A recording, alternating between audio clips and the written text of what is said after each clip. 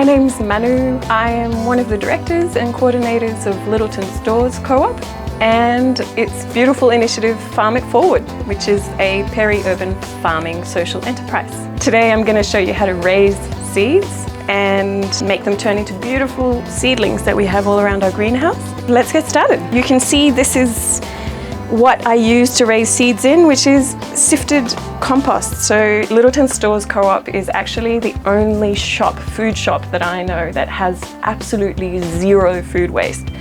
And that's because we compost every bit of food waste that comes out of the shop or the kitchen or the community hub. And we turn it into beautiful, rich compost that we then use to grow more beautiful veggies to put back into the shop. So it comes full circle and it's really beautiful that way. What I do is I use just a regular old basket like this to sift out the big pieces. So you can see those big chunks, and that's what makes really healthy compost, is chunks like this of leaf litter and wood chip. These big bits are a bit tricky to raise seeds in, so you want to sift those out, and then what you're left with is this beautiful crumbly mix that you can grow seeds in, and your seeds won't have too much trouble coming up and germinating that way. So this is my little container of seed raising mix, and what I would suggest for you guys at home is to just use whatever you have at home. So there's a couple of things you can do. You can save these punnets and reuse them. Just, put some new seed raising mix into them. You don't have to sterilize them or do anything like that. You can just wash them with some water and perhaps a little bit of grey water safe liquid if you wanted to, but it's really not necessary. If you have healthy compost, it will get rid of any problems, any diseases or anything like that might have been in the punnet. Another thing you can use, which is really, really great, is these little punnets that strawberries and blueberries and all sorts of berries come in. These are great because, we're lucky enough to have a greenhouse like this, but if you don't have a greenhouse at home, these are great little miniature greenhouses that you can grow in. Look at this. So, whoop, you close it off and it's a beautiful little mini greenhouse that you can use to grow your little seeds in. So you can see there's a couple of little wormies still in my compost, which is a really good sign, by the way. You can have them still living in your punnet, it doesn't matter. They'll do a really good job of building organic matter. So when you fill your punnets, it's really important to tamp them down just to make sure there are no big air holes in your punnet. Again, tamp it down, just tap it down like this to the surface.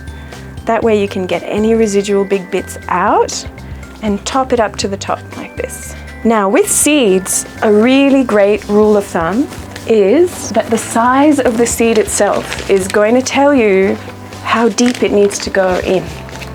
So if you see these tiny little seeds, and I'm putting basil in, now this is green basil, and look at the size of these seeds, they're only tiny, and this usually indicates that it's only that width in the soil that you need to sow them.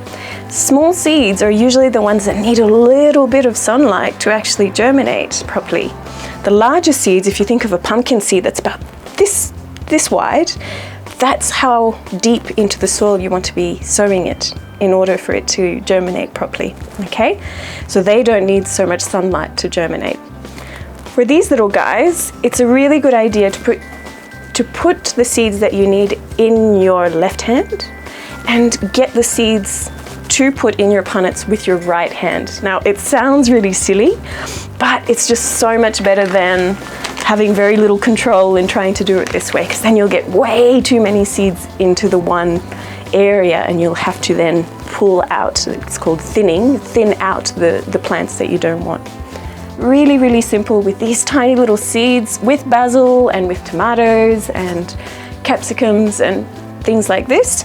You only want to put 1 or 2 seeds in each cell like this. 2 seeds because you want to make sure that you will get good germination. So you want to make sure that something will pop up. If you put only 1 seed, then you've only got the 1 chance of that seed being happy and germinating. If you put 2 in, then you've got double the chances of it working out really well. Okay, so here we go.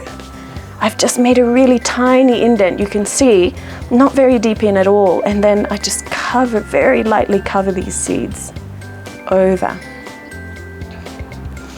With your little punnet like this, you'd probably want to put 5 little indents like this, and do the same. Put 2 in each little indent, and you'll be able to separate it out. Once they've grown to full size, which is about this high, then they'll be ready to pull apart and probably put in your garden.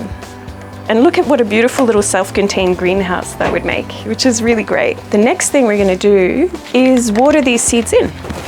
So let's water them softly. And another super important thing is to label what you've just sown. I know you think you're going to remember, but I promise you will not. I've already labeled this one. It says green basil. So let's pop it in, and I'm using a recycled fork as the label, and that's it.